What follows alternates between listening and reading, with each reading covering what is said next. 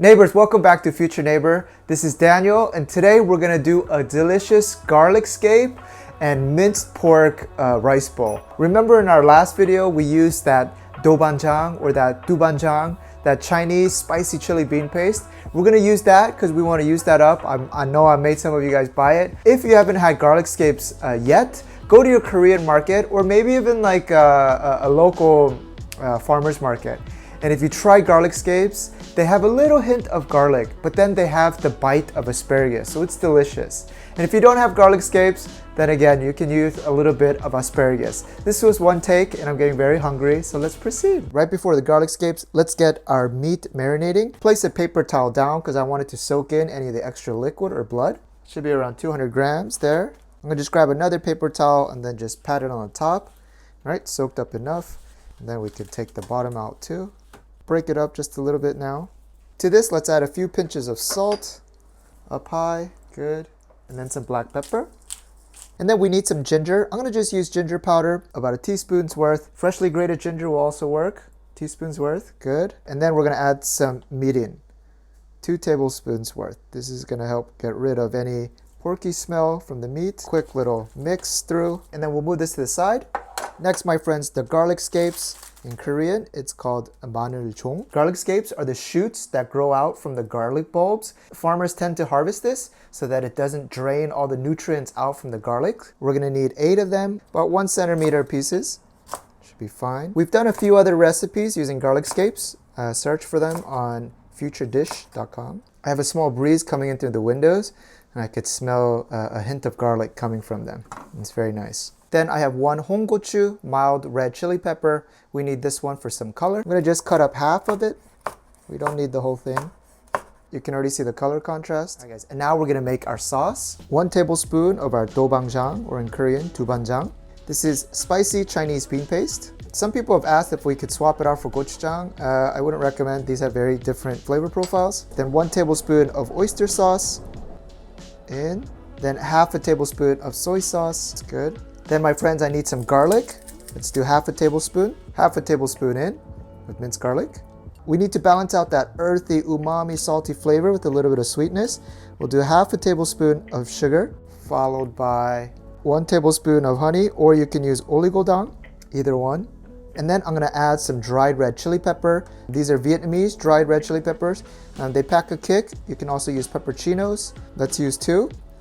And we'll just break them up. Seeds, everything in. Nice. Oh, and you got yourself a wonderful sauce to stir fry that minced pork in. Let me give it a taste. This sauce is money. This is why you're making our Future Neighbor recipe. This sauce is too good. A little bit of neutral oil. I'm going to use some vegetable oil into our frying pan. Move this around. Now let's get our pork pieces in.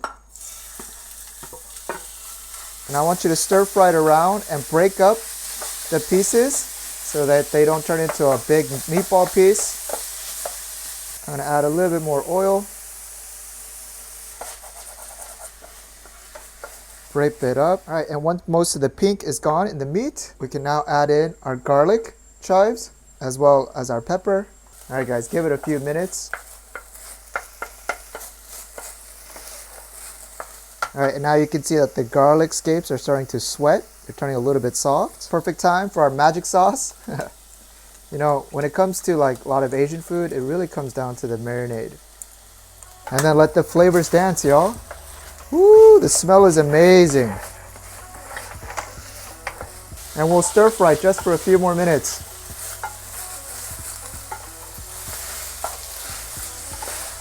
Wow. And now you see there's no liquid in the pan. This is good. We'll turn off the heat. All right, guys, time to take a little sample. We got some fresh chilies and then the dried ones that we broke in. Or some chilies, the garlic scapes. Whew. That is amazing. All we need is some rice. A little bit of our garlic scape. Put it to the side. Jeez. I feel like I just ordered something on a vacation island. Oh my gosh. And neighbors, there it is. Oh. Doesn't it look like we're in Phuket? Yeah. Oh, Oh man.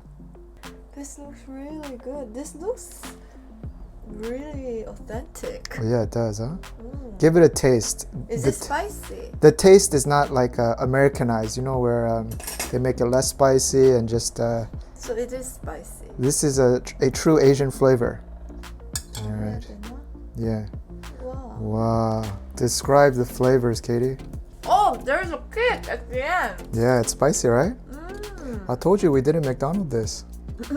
If you just came out of the ocean, and you were hungry, and you were like craving rice somewhere. Ah, the one thing that gets me really angry is when I go to a restaurant, order food, and it's not good. Oh, we forgot the cilantro. I had it right here. Oh my gosh, yes! All right, we gotta add some cilantro. Approved. Toss some of that in here.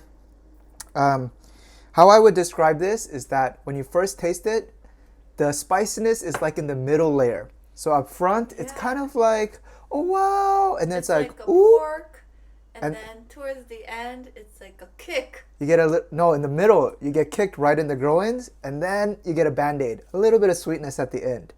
So, you know what? I don't think our reviews would ever pass any test. I don't think we could, yeah, I don't think we're going to be writing for Michelin anytime. That's why we are just a neighbor. I think so. Getting kicked in the nuts. Like, what kind of description for food is that? This ridiculous.